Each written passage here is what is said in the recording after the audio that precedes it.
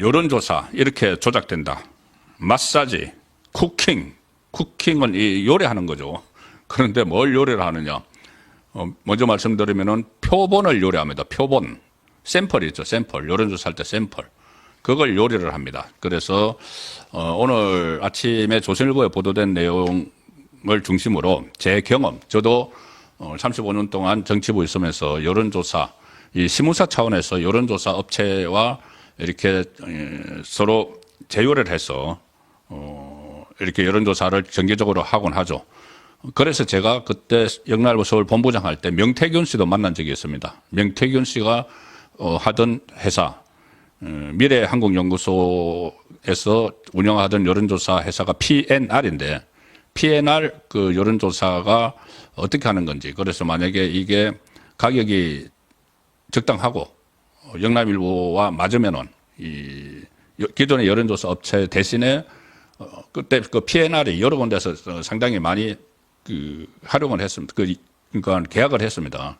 그래서 저도 한번 만난 적이 있습니다. 그만큼 저도 여론조사에 또 정치부 기자 생활을 하면 상당히 여러 이 내용들을 알게 됩니다. 여론조사가 어떻게 이 조작 가능성이 있는지, 또 실제로 이 여론조사가 그냥 단순한 여론의 추이뿐이 아니고 사실상 공천을 하는데, 외국엔 그런 사례가 없을 겁니다. 공천을 하는데 여론조사를 가지고 공천을 한다. 뭐 이런 부분들 있는데, 자, 그런데 여론조사가 조작, 왜곡되는 그 사례를 제가 수법을 간략하게 설명을 드리도록 하겠습니다.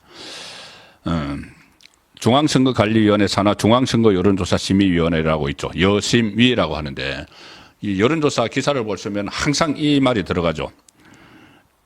자세한 내용은 중앙선거 여론조사 심의위원회 홈페이지 참조 이렇게 들어가죠.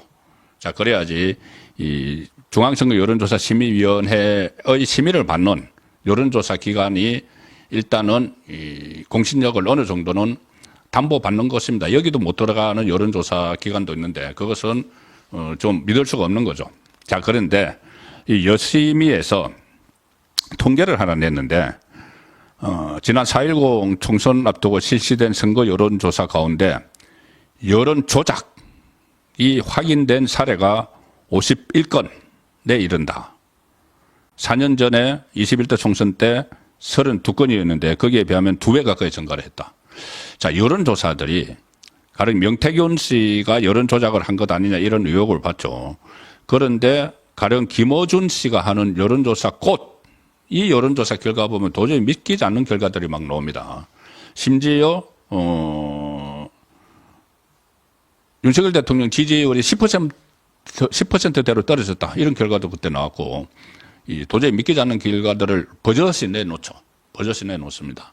그러면 그 여론조사를 그 사람들이 그냥 이 숫자를 그냥 아무렇게나 갖다 붙일 수는 없죠. 이 여심위에 모든 자료를 제출을 하게 되어 있습니다.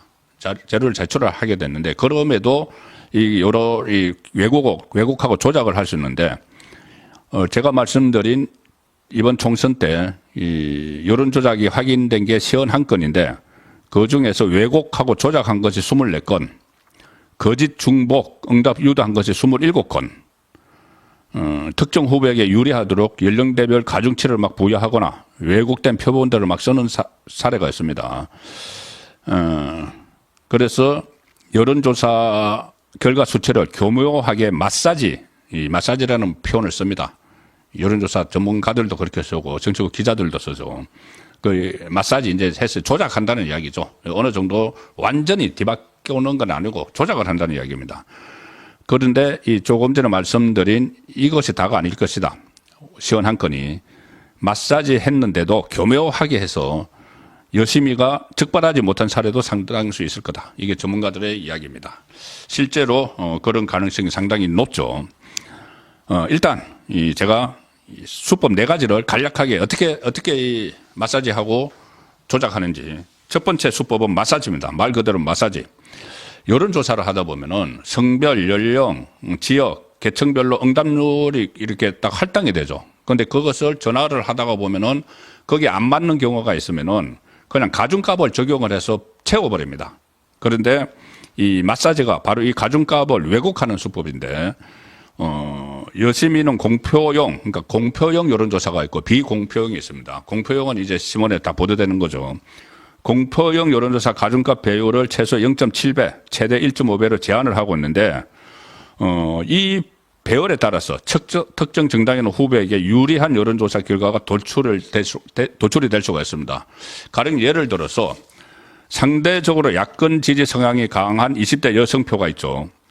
또는 상대적으로 여권 지지 성향이 강한 60대 이상 남성 표가 있는데 그 응답이 있는데 거기에 가중값 배율을 어떻게 적용하냐에 따라서 결과가 확 달라져 버립니다.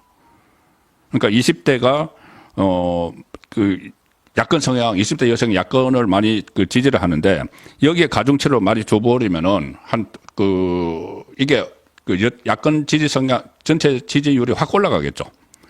이런 식으로 하는 것이고 또 미공표 특히 미공표 여론조사 그러니까는 내부 참고용 이번에 명태균 씨도 뭐 공표하지 않은 여론조사 가지고 뭐 윤석열 대통령 쪽에 갖다 줬다 이런 이야기 있죠. 이거는 별도의 가중값 배열 규정이 없죠. 공표를 하지 않으니까. 그러니까는 완전히 이 맞춤형, 주문형 이런 여론조사가 가능한 겁니다. 이 주문형 여론조사가 있는데 특히 선거철 되면은 떴다방처럼 나오는 여론조사 업체에서 특정 후보에게 접근을 해서 지금 그쪽 지지율이 많이 나오게 해줄 테니까 우리에게 뭐 돈을 요구를 하는 그런 비일비재합니다. 그런 상황이. 자, 그래서 그게 이제 마사지를 한다고 그러고 이 가중치를 가지고 마사지 장난을 하는 거죠. 그 다음에 두 번째 수법이 표본 쿠킹, 요리한다는 이야기죠. 샘플을 요리를 한다는 이야기입니다.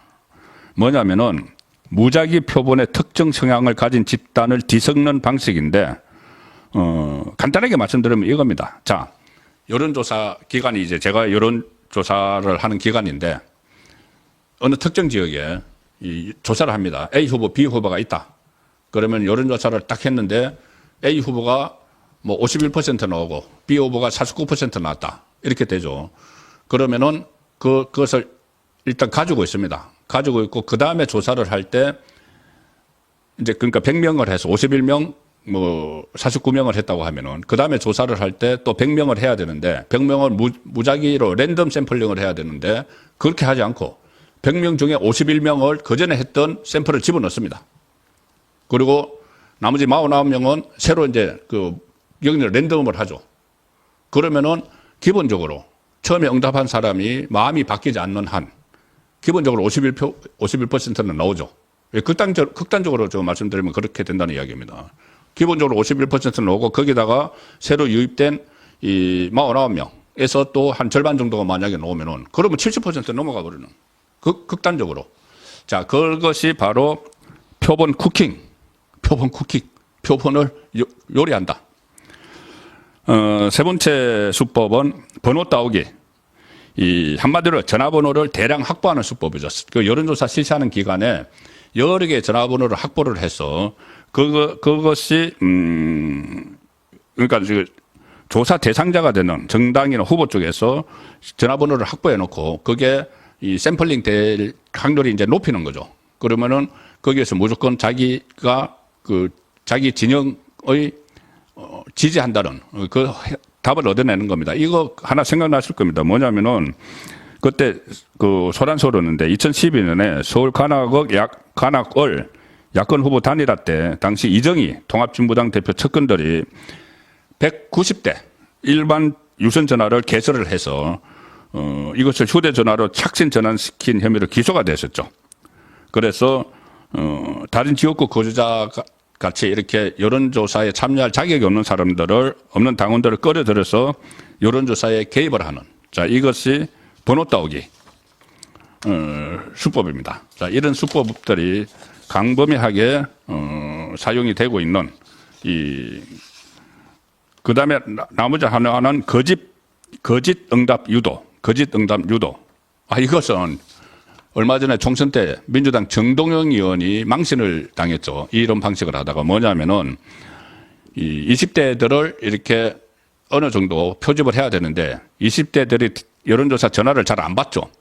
그러니까 정동영 의원이 뭐라고 했냐면은 자기 지지자들에게 거기에 50대도 있고 뭐 40대도 있고 한데 지지자들에게 여러 분 전화가 오면 여러분이 20대라고 대답을 해주세요. 20대 채우게요. 이렇게 이야기한 겁니다. 그러면은 자기 지지자들이 20대라고 하고 들어가는 거죠. 그러면 지지율이 높아지는 거죠. 자, 그래서 이런 수법들, 마사지, 표본 쿠킹, 번호 따오기, 거짓응답 유도, 이런 수법들이 사실상 그동안 여론조사 업계에서는 공공연하게 알려졌던 것이죠. 그런데 이게 지금 여심위에서 이런 이번에 총선 때 여론 조작이 있었다는 것을 확인을 했고, 이 확인을 한 데 대해서 지금 이런 분석을 하는 기사를 조선일보에서 오늘 보도를 했습니다. 대대적으로 여론조사 방식을 손질을 하지 않으면은 건전한 여론조사 기관까지 도매금으로 이렇게 다 매도가 돼서 여론조사 불신이 일어나는 거죠. 그리고 이게 또 암암리에 이렇게 마사지하고 쿠킹하는 그 업체들이 또 선거철 되면 또 대대적으로 나타나기 때문에 근본적인 대책 마련을 해야 된다. 지금 명태균 씨 파동에서 더욱더 그 중요성이 부각이 되는 것이고, 그것뿐이 아니고 김어준 씨가 하는 여론조사 꽃, 이것은 여론조사 기관이 아니고 여론조작 기관이다. 그런 평가를 많이 받습니다. 김어준 씨는 뉴스 공장이라는 걸 하죠. 뉴스 공장이 아니고 가짜 뉴스 공장이다. 뭐 이런 말까지 나오는 정도로 공공연하게 이렇게 퍼져 있는 이런 부조리들은 반드시 뿌리 뽑아야 됩니다. 지금 윤석열 대통령 지지율 조사, 여기에 대해서도 불신을 하는 분들이 상당히 있는 걸로 압니다.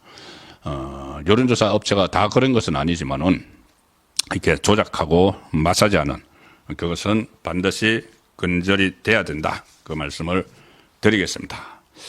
자, 그래서 오늘의 정치 키워드 첫 번째는 여론조사 이렇게 조작된다. 마사지, 쿠킹이 뭔지 그 부분을 한번 살펴봤습니다. 그냥 재미있게 표현을 했지만 상당히 심각한 문제죠.